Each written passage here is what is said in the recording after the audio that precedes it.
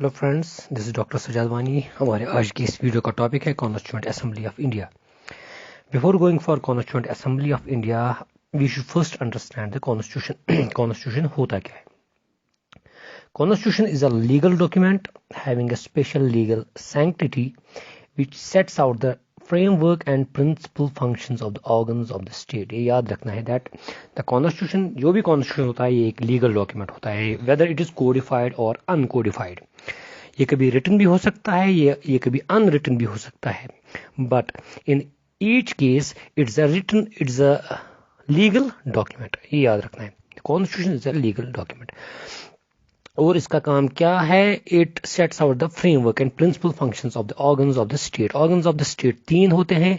One is called legislature, the second one is executive and the third one is judiciary. And the constitution declares the principles governing the operation of these organs. So the Indian Constitution, it is like other constitutions, it is a legal document and it seeks to establish the fundamental organs of the government. And the administration lays down their structure, जो भी organs हैं, the organs of the state, it establishes them and it lays down their structure. It lays down their composition, powers and principal functions. And it defines the interrelationship of these organs. And in fact, it regulates the relationship between the citizen and the state. तो usually मैंने क्या देखा है कि हम constitution तो पढ़ते हैं, but in the end we don't know actually what this constitution is, और इसका काम होता क्या है। Usually we say that the constitution is the fundamental law of the land, और हमें ये याद रखना है दैट एनी लॉ और any custom of the land in order to be valid must confirm with the constitution. Means एक law, एक rule, एक कस्टम या एक प्रेसिडेंट वो तब तक वैलिड नहीं हो सकता जब तक कि ना वो in conformity with the constitution हो, जब तक कि ना वो इन अकॉर्डेंस विद कॉन्स्टिट्यूशन हो। If a law is not in accordance with the constitution, it is void, it is null. इसके बाद Constituent Assembly. So now we know what Constitution is. उसके बाद the Constituent Assembly, जिसको हम Constitutional Assembly भी बोलते हैं, एक assembly होती है, means ये एक body होती है. It's a body or assembly of popularly elected representatives. Means it's a body of representatives elected by the people, and it is composed for the purpose of drafting of a constitution and adopting of a constitution. तो constituent assembly एक ऐसी body होती है जिसको लोगों ने elect किया होता है, and it represents the people, and इसका purpose ये होता है that it forms the constitution, it drafts the constitution and it adopts the constitution. A Constituent Assembly is usually set up for its specific purpose. Constituent Assembly का specific purpose क्या है? Its specific purpose is the drafting or adopting of the Constitution. तो which it carries out in a relative short time, after which the Assembly is dissolved. तो एक Constituent Assembly का काम क्या होता है? To form a Constitution, और जब इसने Constitution बनाया तो उसके बाद ये Constituent Assembly dissolve होती है. A Constituent Assembly is a form of representative democracy because it represents the people and it is elected, it is popularly elected and it represents the people of the country.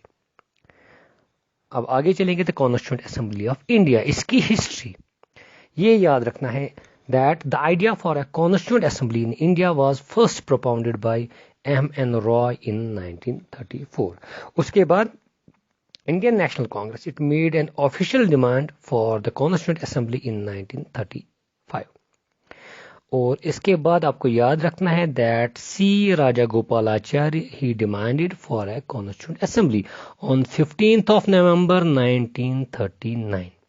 So, because of the demands of C. Rajagopalacharya, which he did on 15th November 1939, he said that he demanded for a Constituent Assembly based on the adult franchise, and this demand for a Constituent Assembly was accepted by the British in August 1940. ये याद रखना है, because the British accepted this demand in August 1940. The precise date is 8th August 1940.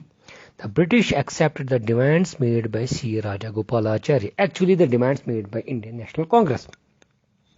And the acceptance of this demand in the form of a statement which was made by the Viceroy Lord Linlithgow. Lord Linlithgow, he accepted this proposal by C. Rajagopalachari in the form of a statement, and this acceptance statement was known as the August Offer because it was accepted in August, precisely 8th August 1940. And in this August Offer, there were many things which were accepted by the British. One of them was that it included allowing Indians to draft their own constitution. ये आपको याद रखना है. So, आपको याद रखना है that the idea of Constituent Assembly was first propounded by M.N. Roy in 1934. उसके बाद आपको याद रखना है 1935 में Indian National Congress ने डिमांड की for a Constituent Assembly. उसके बाद आपको याद रखना है that C. Rajagopalachari he demanded for a Constituent Assembly on the basis of adult franchise on 15th of November 1939, and this demand was accepted by the British in August 1940. Precise date is 8th August 1940. A statement was released by Viceroy Lord Linlithgow, and this statement was known as August Offer.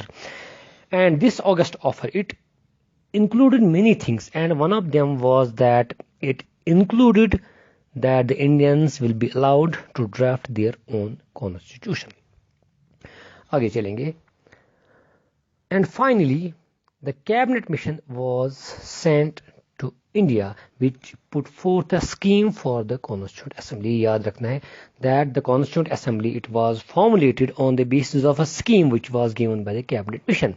Cabinet mission हम history के topics में detail में discuss करेंगे. यहाँ पे मैं idea दूंगा that the cabinet mission, it consisted of 3 members: Lord Pethick Lawrence, Sir Stafford Cripps, and A.V. Alexander. आप इसको शॉर्ट में याद रख सकते हैं in the form of an acronym. The 3 members of cabinet mission were LAC, LAC, Lawrence, Alexander, and Cripps. And this mission, it arrived in India on March 24, 1946. ये याद रखना है.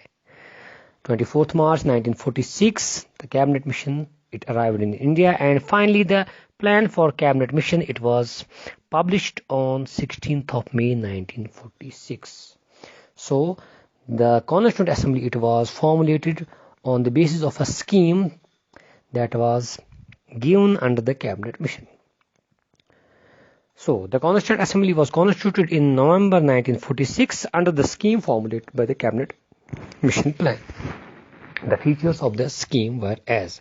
So cabinet mission, under cabinet mission, it was proposed that the Constituent Assembly will be like this and this. So cabinet mission says that the number of seats in the Constituent Assembly will be like this.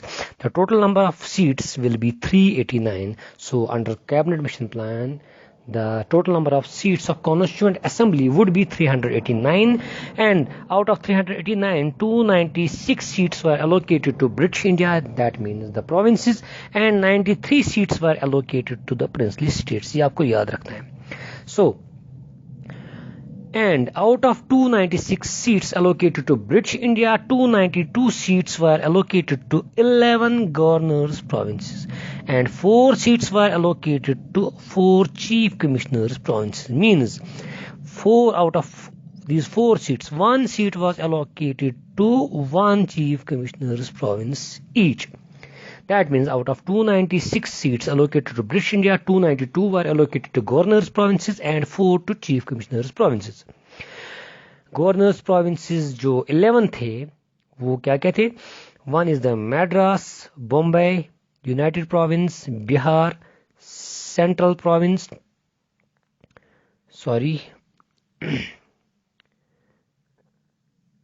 Central Province, Orissa, Punjab, Northwestern Frontier Province, Sindh, Bengal and Assam. उसके बाद 4 Chief Commissioners Province, इनको आप एक acronym से याद रख सकते हो. There were 4 Chief Commissioners Provinces. You can remember them like this: A, B, C and D. A stands for Ajmer Merwara,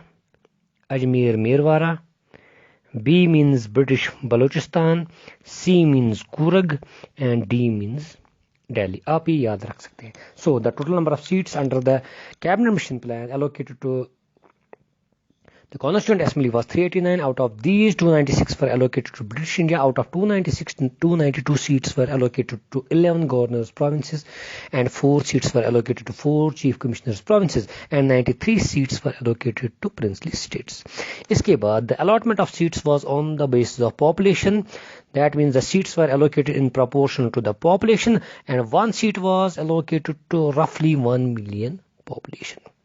इसके बाद आपको याद रखना है, in British provinces the representative, जो रिप्रेजेंटेटिव्स थे, they were elected from among 3 communities. That means there was a communal representation.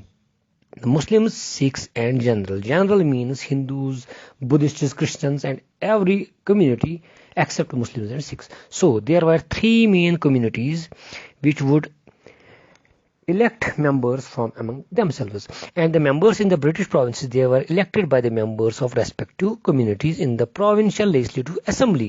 तो elections कहाँ होते थे? Provincial legislative assembly में, and the members of provincial legislative assemblies were divided among 3 communities and they elected the members of respective community. And यहाँ पे ये point याद रखना है that the voting in case of these provincial legislative assemblies for the election to Constituent Assembly, the voting was by the method of proportional representation by means of a single transferable vote. यहाँ पे आप बस ये याद रखेंगे, what was the method? It was the method of proportional representation by means of a single transferable vote. और इस method of representation को मैं एक separate वीडियो में डिस्कस करूंगा. उसके बाद princely states, the representatives of the princely states, it was obvious that they were nominated, क्योंकि princely states because they were the monarchies, तो monarchies में election नहीं होते, तो यहाँ पे the people or the members were nominated by the heads of the princely states. So in short, आपको याद रखना है that the Constituent Assembly was to be partly elected and partly nominated. फिर आगे चलेंगे elections to the Constituent Assembly. तो फिर election हो गए for the 296 seats allocated to British India, तो आपको पता ही है. तो the elections took place in July August 1946. यहाँ पे यह याद रखना है that Indian National Congress it won 208 seats, the Muslim League won 73 seats and small groups and independent candidates they won 15 seats. So majority went to Indian National Congress. So रहे 93 seats from the princely states. The princely states, they did not join. That means the princely states were the seats allocated to the princely states were never filled as they decided to stay away from the Constituent Assembly.